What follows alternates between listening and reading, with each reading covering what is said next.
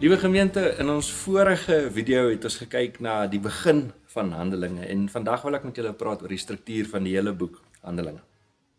Handelinge 1 tot 6, en ons begin nou hierdie week met Handelinge 6, gebeur alles in Jerusalem en dan in Handelinge 7 begin die vervolging van die kerk met Stefanus wat gestenig word.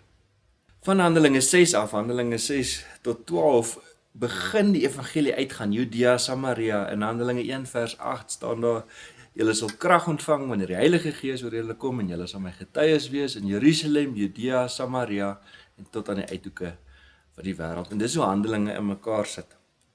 En van Handelinge 13 tot 28 is ons besig met Paulus, sy sendingreise. Daar was 3 sendingreise, ek gaan nou iets meer daaroor sê, en dan sy verhore en dan sy laaste reis tot in Rome. So eerste in Jerusalem. Ons was aan die einde van Lukas, was ons vir lank in Jerusalem gewees, die Paasgebeure, die kruisiging, die opstanding, die hemelvaart, en dan Pinkster, die uitstorting van die Heilige Gees, en dan begin Petrus, en hy begin te preek.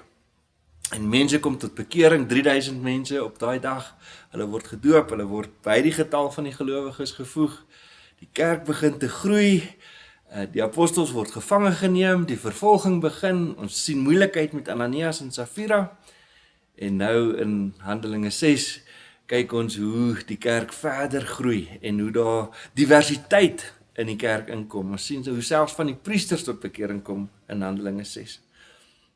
In hoofstuk 8 sien ons hoe die evangelie uitgaan na die Samaritane toe, veral deur Filippus se werk. In Handelinge 9 sien ons Paulus se bekeringsverhaal, en hoe die Here besig is om hom op te rig. En tot by Handelinge 10 is Petrus die leier van die kerk.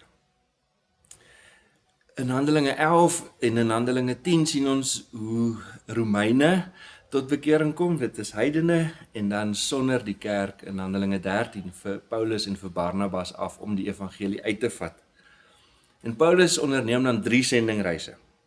Sy eerste sendingreis hier in hoofstuk 13 en 14 is omtrent 2580 kilometer oor 'n tydperk van 2 jaar, en ons kan dink aan boeke soos Galasiërs en 2 Tessalonisense, miskien 1 Tessalonisense wat hy in daai tyd geskryf het. Paulus se tweede sendingreis is omtrent amper 5000 kilometer, so 4800 kilometer oor 4 jaar, en dit gaan in Europa in. En hy gaan verkondig die evangelie, hy gaan al hoe verder, al hoe nader in Griekeland in, en al hoe nader aan Rome, en dan sy derde sendingreis is 5 jaar lang. En dit is 5311 kilometer wat hy dan aflê. En daar kan jy dink aan boeke soos Romeine en 1 en 2 Korintiërs. En dan word Paulus gevange geneem, en dan het ons sy verhore, en dan in Handelinge, aan die einde van Handelinge 27 en 28 het ons Paulus se reis na Rome.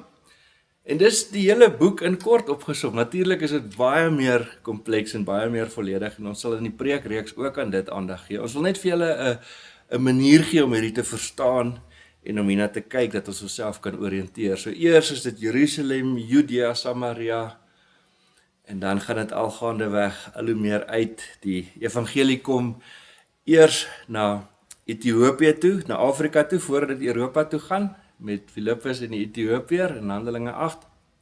En dan gaan dit al hoe verder tot by Rome, wat ook beskou is as een van die uithoeke van die aarde, omdat dit die sentrum was van die sekulêre wêreld van daai tyd. Baie dankie.